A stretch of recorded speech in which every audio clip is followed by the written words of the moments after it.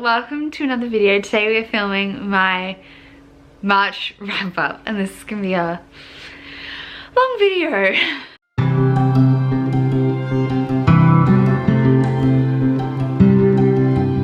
In January I read 31 things in 31 days, and in February we kept up that streak with 29 things in 29 days. And yeah, let's talk about them all. I will say, of these 29 things, I had 2 DNFs, 2 3 stars, and like 4 5 stars. The rest were all 4 star.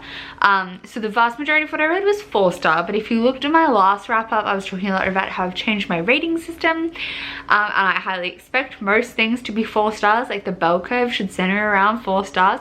So I think that's accurate.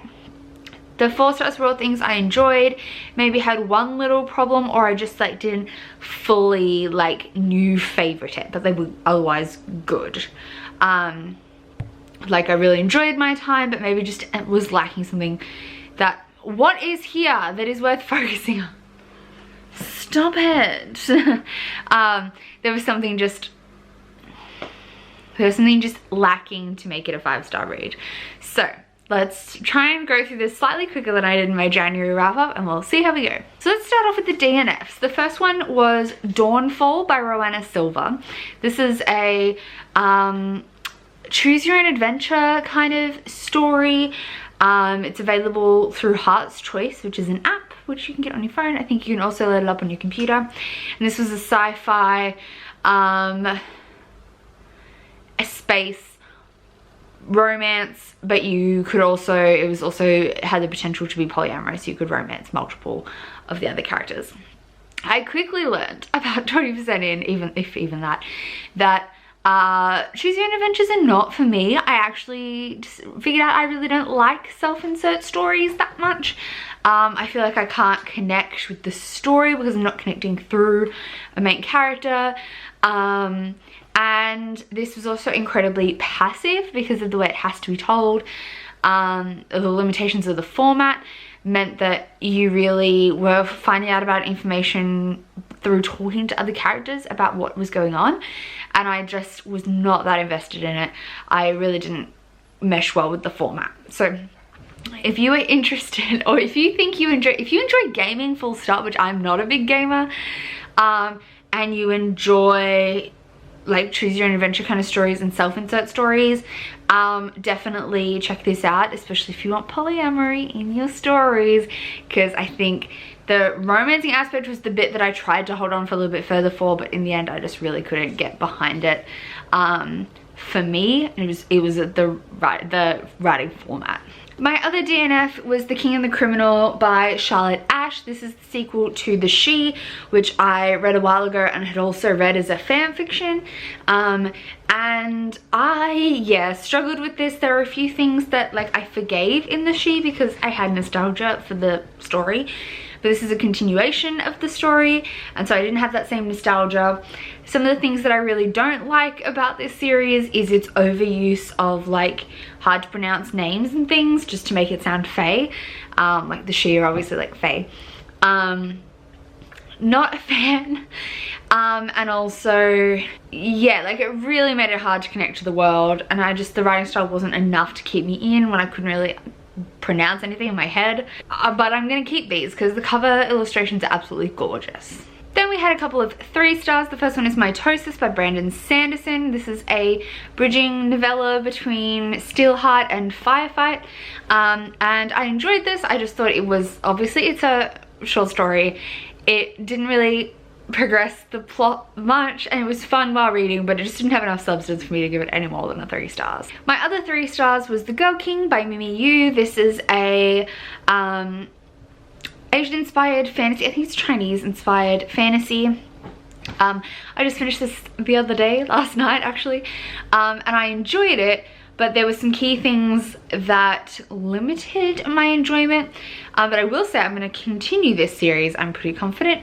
But yeah, there were a couple of things that I loved and a couple of things I didn't like. I really enjoyed the villain origin story that kind of appears in this, but I didn't enjoy the Fae element, which is present in the prologue, and then 75% of the way through thought it took a direction that I was like, No, I just didn't enjoy it. I thought it didn't make sense within the rest of the world's magic system, and it made the world building as a whole feel really patchy. But otherwise I really enjoyed it. Oh, and there was a totally unnecessary romance in my opinion. It kind of like didn't have any chemistry. It didn't like come out of nowhere, but I think it would have been more impactful if they were just friends. I think that would have made more sense than this weird best friends and now we're kissing a little. Like, I didn't feel the chemistry. They were just best friends. Now we're on to my 4-star reads, and there's a lot of them. So I'm gonna try and explain to you a pro and a con of all of these. First off, we have The Loneliest Girl in the Universe by Lauren James. This is a sci-fi following so my character's name, Romy, who is the first person to be born in space and the only surviving member of this long-term spaceship that is on its way to a new, previously uninhabited planet. Her parents were meant to be the Guardians, and then they got pregnant and had a kid. And so she wasn't even meant to exist. And then all of the other crew members that were in stasis that were meant to be being woken up by the time they got there, something happens to them all and to her parents, and she's the only one left. But she's receiving these communications from NASA, but they're like a year or so delayed. And then they tell her they're sending someone after her who's going to catch up to her because technology has advanced. And it starts off like a fun space contemporary and quickly turns into a thriller. And I really enjoyed it. I thought it took the best kind of direction. It was creepy. It was, oh, so uncomfortable, but in the best way. And it didn't shy away from hard stuff. Like, it's meant to be from Romy's diary, and she talks about like, she was so scared at one point that she's lying in bed, but she doesn't want to get up because all the lights won't come on, and she really wants to get up, but she's scared to walk around in the dark. So she pisses herself in the bed because she just can't get out of bed, and it's like so poignant and like just hits. It's like they really build the atmosphere and tension of the thriller components, and this was so good. The only thing I think is like the writing style, especially at the start, is a bit like the contemporary part at the start I found not so engaging writing style wise, but the ending was freaking sick. It was really good. Then we have Arsenic for Tea by Robin Stevens. This is the sequel to Murder Most Unladylike, which I read at the end of last year and really enjoyed. This is a middle grade murder mystery series, and I just love that it's a middle grade and they're like 12 and it's fun, but it's actual murders that they're actually helping solve, and it's just so much fun. This one, it's set in the 30s, I think, so it's historical as well. In a Britain, the first one's set in a British like public school, and this one is at one of the girls' like estates, and we're dealing with a poisoning, and it's just so funny and so good. I'm definitely going to pick up the 3rd book in this series. I'm really loving them. Then we have More Happy Than Not by Adam Silvera. This got a 4 stars for me because there were some components that I really enjoyed. Like, I liked the writing style and I liked the characters, but the actual like premise I think wasn't my fave, and the way that was dealt with, it was good, but like, I don't know, it just didn't work for me for some reason. I just didn't relate super well to our main character. What's even his name? Aaron. I don't know, it was very strange, though the plot twist was definitely a twist. Though I saw it coming, but like not all the way coming. Like I was buddy reading this with my friend Paige from Pages with Paige, and I was like, is this gonna happen? And she was like, I don't know. And I was like, I think this is gonna happen, but I was still impressed with the way that was handled. But yeah, it just wasn't something special for me. I think it was the characters that I didn't quite like fully engage all the way with. Then we have Are You Listening by Tilly Walden. This was a ride and a half. This is a road trip graphic novel that follows our 2 main characters, B and Lou, both of whom are lesbians, and but B I think is the younger one. So B comes across Lou, who's like 20 something, and B's like 17, 18, and she'd come out to her parents, but it wasn't a good situation at home, so she had to leave. Lou's going to visit her grandmother or go back to her grandmother's house, and it's this road trip adventure that has some fabulism elements that go a bit nuts. And it's just a really good exploration of identity. I gave it 4 stars because a problem I have with Tillie Walden is sometimes I have a hard time following the plot of the panels because there's never like descriptive writing of what's happening. It's just the dialogue and then the pictures, and I think movement and dynamics doesn't really fit into Tillie Walden's art style, so I'm often like, wait, what's happening? And that was especially true in the fabulism elements until I like got into it, I got into the swing of it. So yeah, that kind of held me back from a 5-star, but I definitely enjoyed this, and it's not the only Tillie Walden that I read this month. I also read Dark and Deepest Red by Anna Marie McLemore. I really enjoyed this, but I struggled a bit with the way it was told. So this is a Dancing Shoes or Red Shoes retelling. So in Strasbourg, there's the dancing plague, and we follow Lala, who is a gypsy girl, and her best friend, boyfriend, who's a trans boy. They kind of grew up together, and what was his name? Alifair. Alifair?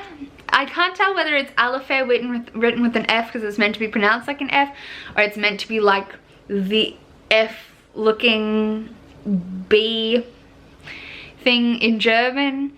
So then it would be Alifair. Unclear. Alifair. Is that how it's written? So it's the 2 of them in Strasbourg, and then we also follow in modern times Rosella,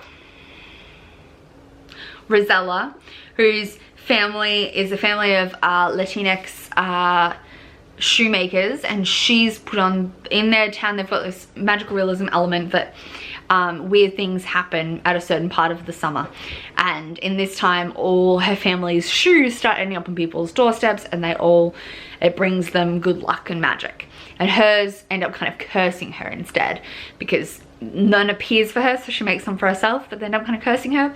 And her friend Emile, or they're trying to rekindle their friendship, is descendant from Lala and Alifair, like Lala's line from Strasbourg, and he's like dealing with these like dreams of her.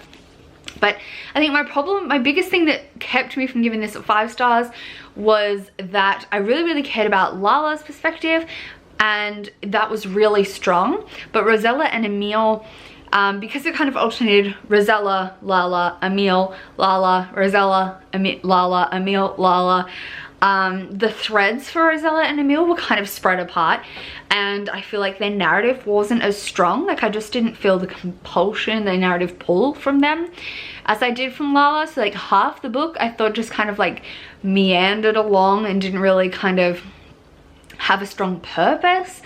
But Lala's timeline was amazing and I loved it so much, so 4 stars for this one. Another Tillie Walden book, we have Spinning, which is her memoir.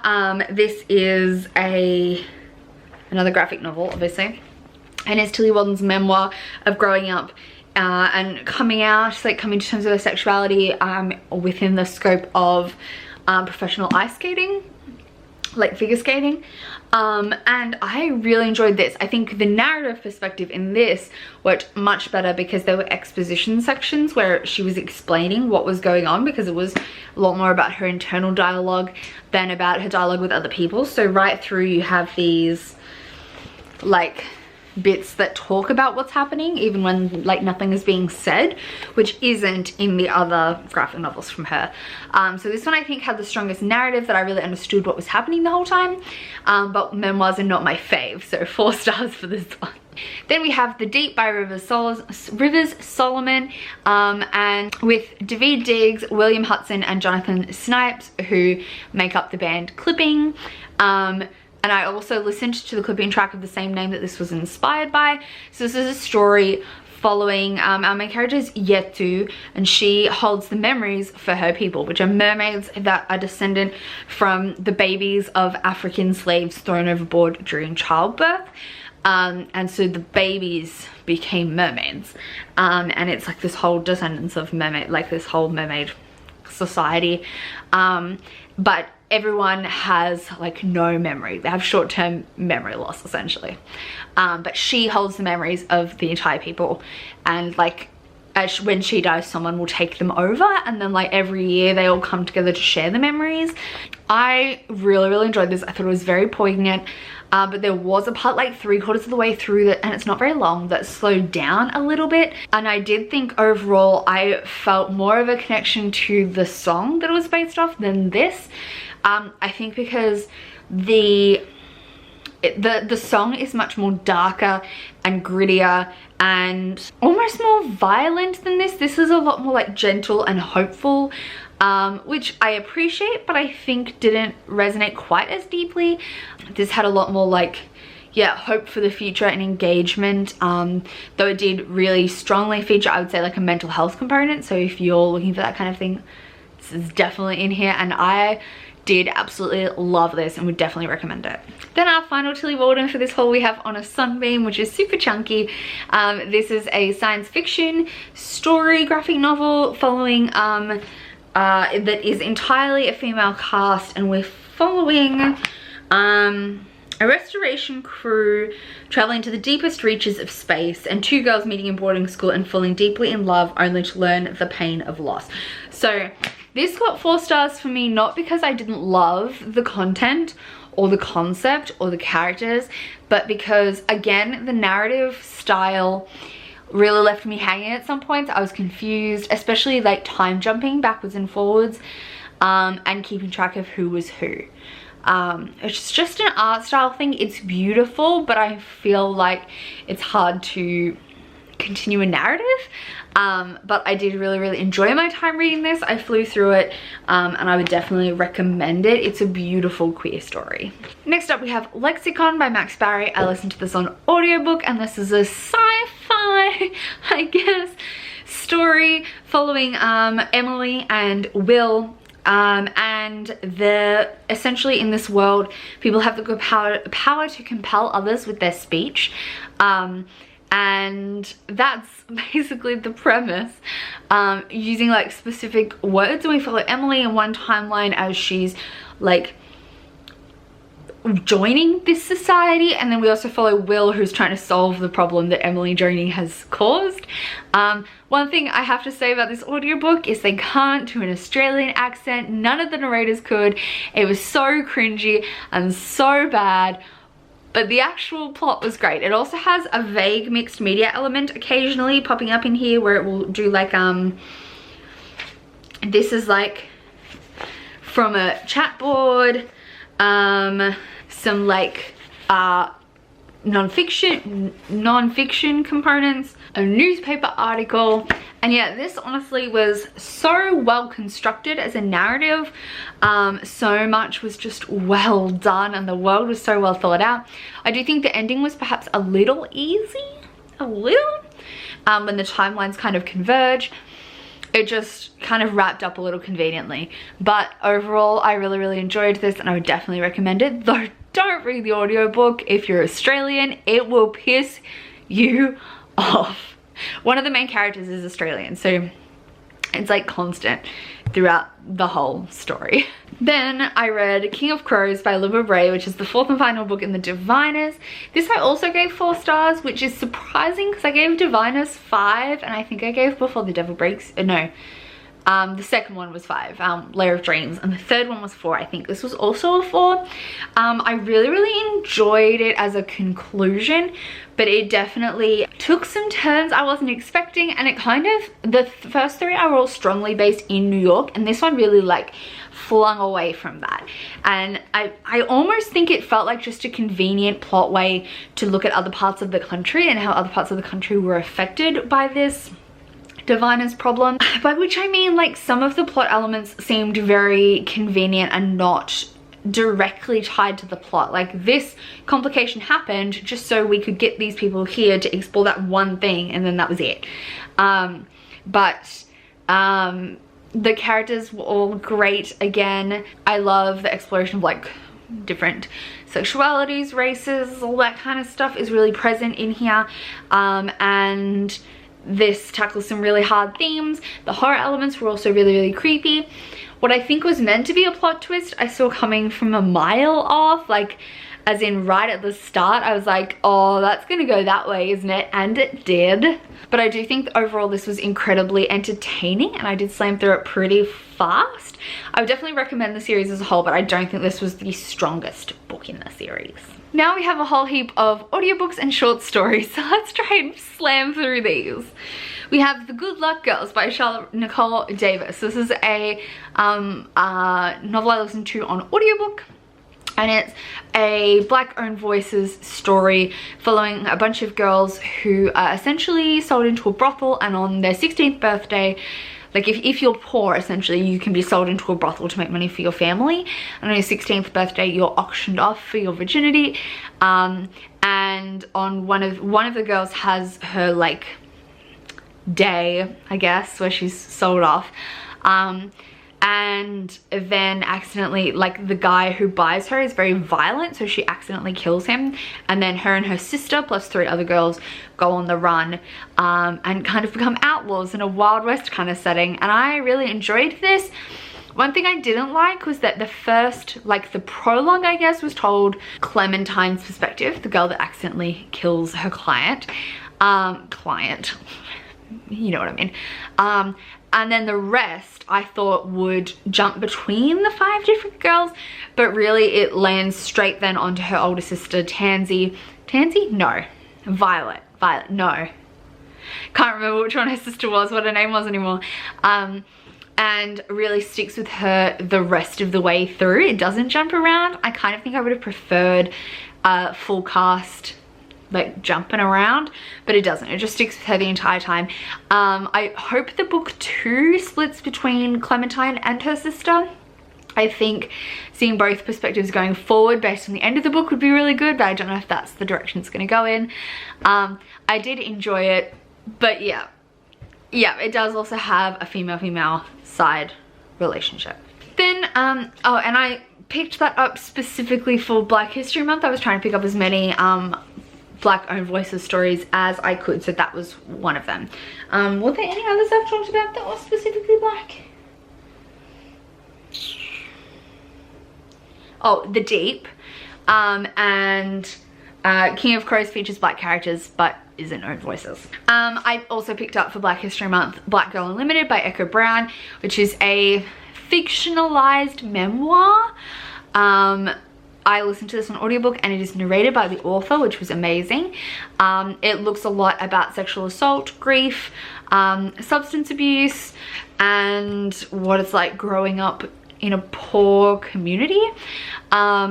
I enjoyed this, though I did find it at times hard to get the narrative leaps, but I think that was because I was listening to the audiobook. There are a lot of times I would have like flicked back to figure out what was happening in a physical book, but I couldn't do that in the audiobook. It does really, it has these like fabulous elements that are used in kind of a metaphorical way to explain what's going on. So that is definitely something to consider. Like, it talks about like, it kind of describes her as a teenage wizard. It's more a metaphor. it's a metaphor, but it's strongly there. I enjoyed it a lot. I thought it was really impactful, and there were some passages that like brought me to tears. Another book I read for Black History Month was Let Me Hear a Rhyme by Tiffany D. Jackson. This follows a group of kids who, the girl's older brother dies, and they don't really know what's happened to him. But he was a rapper, and he had all this music that he was making himself and keeping under his bed, and her and his friends decide to get him a deal. Even though he's now passed away, they kind of get him a recording contract. I guess they're selling his like mixtapes and stuff. I really enjoyed this. I thought it was expertly narrated on audiobook. It was a full cast narration, and I thought they did a great job. It was incredibly powerful and incredibly good. I really enjoyed this. I did give it 4 stars. I now can't remember why. I think it was just missing something to like make it a perfect 5 stars, but it was incredibly fun, and I would definitely recommend it. It is available on Scribd. I also listened to American Royals by Catherine McGee. This is a I want to say like alternate history contemporary, kind of like Red, White and Royal Blue, where Washington had decided to become a king rather than a president, which was an option totally available to him at the time, but he said no. So this is following like if he became king and there was a descendancy of American royals. And we're following Beatrice, who is next in line for the throne, and she will be the first like female monarch, reigning monarch when her dad dies. And then she has twin brother and sister, like a brother and sister who are younger that are twins, Sam and Jefferson. And we follow from Sam's perspective, and she's kind of interested in the guy that Beatrice is engaged to as a political arrangement, because they want her to be married before she ascends. Beatrice is interested in her bodyguard, which is a no-no. Jefferson is dating this girl Nina, who is whose mother was like an aide, so she's also like was always around them. They were family friends growing up, but she's not landed. And then we also follow Daphne, who's Jefferson's ex, who is landed, and she thought she was, by which I mean like landed gentry, like has a title, and she thought she was set to be like part of the royal family and to be a princess, and then he dumped her, so she's trying to get back into that position. And this was super interesting. It is a fun contemporary. I'm definitely going to pick up the sequel, but contemporaries are really hard to get a 5-star for me, so you can understand why I got a 4-star. It was super fun though. It was so entertaining. Then I read 3 short things. The first one is Fence Volume 1 by C.S. Pacat. This is a short graphic novel following some guys on a fencing team. It's pretty queer. I'm pretty sure there's a non-binary character, queer relationships, and there's definitely a lot of sexual tension between the 2 main characters, but I only read 1 volume, so not much happened. It's fencing. I also read These Deathless Bones by Cassandra Core. This is a kind of like a Beauty and the Beast. It's a fairy tale retelling, maybe like a Huntsman retelling. It was really gory, but it's only like 30 pages. It was a short story. It was gory though, but it didn't really stick with me in the long run. But it was good. And I also read The Terracotta Bride by Zen Cho, which is a novella following a girl who's like the second bride to this guy in the underworld. So she's like, she died and then she got sold off by her like uncle. It's all like afterworld mechanics, and she was sold off to this rich guy as his second bride, and then he gets a third bride who's made of terracotta, and it's all kind of it's so good. It's about like rebirth and the afterlife, and it was really clever. I would really recommend it. Zen Cho is an amazing writer. Then I read Upright Women Wanted by Sarah Gailey. I actually only just finished this morning. This is a Tor.com novella. It's essentially Wild West lesbian librarians. It says, fight the state, be a librarian. This was so good. I gave it 4 stars ultimately. I think it was just lacking something special to make it a 5-star, but it was so entertaining. It features a non-binary main character, queer relationships, basically no men except like fascist dictators that they are murdering. Like, it's great. It's so good. I definitely recommend this. It was so fun. There was a vague hint of a polyamorous triad, but it was very vague. It was hardly there. But this was so entertaining. I also read Spectacle Volume 1 by Megan Rose Gedris, which is the first in a 3-part graphic novel series set in a circus. And it follows twins. One's a fortune teller, but she uses like a machine. But in the circus, she like reads cards and stuff, but like a fake. And her twin sister is a knife purse thrower, but her sister ends up dead and a ghost, and she's trying to solve the murder. This was so good. It has a very interesting art style. Let me try and find a good example of it. I'm not sure what it reminds me of. I feel like there was a cartoon when we were children, that when I was a kid, that had this kind of art style. It's very different to a lot of other stuff, but I really enjoyed it. I can't wait to read volumes 2 and 3. I also read Still Cry Saga by Paul Kruger this month. This is an Asian fantasy following essentially a world of a fictionalized all kinds of Asia. Like, it has all the Asian countries, and it's talking a lot about like I don't want to say colonialism because it's not white colonialism. It's a whole bunch of these different Asian countries in their like internal politics. With a magic system, there's like two main types of magic. One where people pact with animals and they become like little Pokemon that they shoot, that kind of more like big Pokemon that they shoot out to fight for them. And the other one is steel magic, where they can like make metals do what they want. So some people have the steel magic and some people have the animal magic. This was so good. The only problem I had with it was that there were two perspectives that for a large portion of this I kept getting mixed up. When you actually look at their descriptions, I really shouldn't have, but I think personality wise and voice wise they kind of got a bit confused for me. We follow 4 perspectives, as it says on the back. A soldier with a curse, who I kept getting confused with a thief with a broken heart, but they are very different actually, like in the physical description, but it was just their writing, like their narrative voice felt a bit too similar for me, and I kept getting confused from time to time. Like I'd start a chapter and be like, oh wait, no, this is that person's perspective. We follow also a prince with a debt and a detective with a grudge. My favorite character was the detective. She was amazing. I loved her so much. And this also features a female-female romance. There's a trans side character, a male-male romance between the trans man and the prince. And yeah, the female-female romance between the thief and the detective. And it was just so good. It also features strong family ties. I loved this to pieces. It's chunky. It took me a little bit, but I absolutely loved it. It was just that problem telling those two characters apart narrative style wise that stopped this from being a 5-star. Then the last 4-star book leads into my first 5-star book, and this is The Gallows Black by Sam Sykes, which is a novella prequel to Seven Blades in Black. This is a fantasy, I'd say a grimdark, following Sal the Cacophony, who has a list of people she's trying to kill and she's gonna go and do it. And this is kind of a prequel novella of her meeting her girlfriend. And it was, I think, probably one of the stronger prequel novellas I've read. It's pretty long, and I think it had the most plot of most, like compared to most novellas. I really enjoyed it. It was very entertaining. And then obviously my first 5-star is Seven Blades in Black, which I listened to on audiobook, because the cover is literally hideous. But I adored this to pieces. It's really dark, it's really gritty, but most importantly, Sal as a main character in first person perspective is the funniest bitch. I loved her so much. I read this on recommendation from Pierre at Pierre Ford, and I just was obsessed. So good. Pierre is obsessed. I am also obsessed.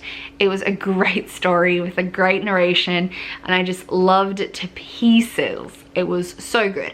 There was one time where I had to rewind, but it was literally because I fell asleep listening to it in the car while my workmate was driving us on a like long drive, and I kind of just like fell asleep because it was too comfortable in the car, so I had to rewind back to catch what I'd missed. But otherwise I was so absorbed the whole time. I was so invested in the characters. It was so good. Then we have 3 more 5-star reads. The first of these is Get a Life, Chloe Brown by Talia Hibbert. This is a adult contemporary romance. We follow Chloe, who's chronically ill, plus-sized and black, and she is convinced, so she has a near-death experience and decides she's gonna make this like bucket list of things she wants to do to get a life. And she kind of enlists her superintendent Red to help her with them, and it's the cutest romance. It was super sexy, very steamy, and Red is like entirely my kind of guy. I think he reminds me a lot of my partner, so that makes sense. But he just like ticks so many boxes. Tell me more stories with love interests like Red, please. If you know more adult romance with Red equivalents, send them my way. Chloe was also really relatable. Like I related a lot with her plus size aspects. And she was just really strong and powerful, but also both of them are dealing with previous nasty, like previous relationships. Red's dealing from an emotionally abusive relationship, and Chloe had her ex-fiance walk out on her after she became chronically ill. So they're both kind of like recovering from their previous trauma, which is a big focus of this book, but there is never really a strong miscommunication plotline, which I greatly appreciated because I hate them. But this was so cute. I loved it so much. Another cute thing that I gave 5 stars was Heartstopper Volume 3 by Alice Oseman.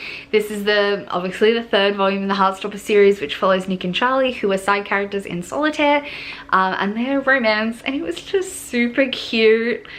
Oh, and also there was, they were on a trip to Paris, like a school trip, and the teachers that went on the school trip also had this little side romance. It was super funny and cute. I just really enjoyed this. It was so sweet, and I read it in like an hour less. And my final book for this video, my final 5-star read of the month, was The Hand on the Wall by Maureen Johnson. This is the 3rd and final book in the Truly Devious series, which is a a young adult murder mystery that I absolutely adore. I loved that finally we got answers to everything, but also this reads so contemporary and chill, and like we're just dealing with a lot of interpersonal drama, and it's just so fun. Like, this series is so good. The mystery element, like, totally, okay, so there were kind of 2 mysteries to solve. One I was like, all right, that's interesting, and the other one was like, whoa, I didn't see that coming. One problem I do have with this series, but like it only, like, still this was a 5-star because it's just that entertaining. I do find that one of the mystery threads, really, the reader finds out a lot before our main character Stevie does. It's a lot of like dramatic irony where she doesn't know what's going on but you do, and I don't know, I feel like that kind of like takes some of the enjoyment out of solving the whodunit. That's only one thread. The other thread, you definitely have to whodunit. So overall, I really loved this. It was so good, and such a good conclusion to the trilogy. So those were all the books that I read in the month of February. Let me know what you were reading in the month of February. I'd love to watch any wrap-ups that you have, or just talk to me in the comments down below. And otherwise, I'll see you soon with another video. Bye!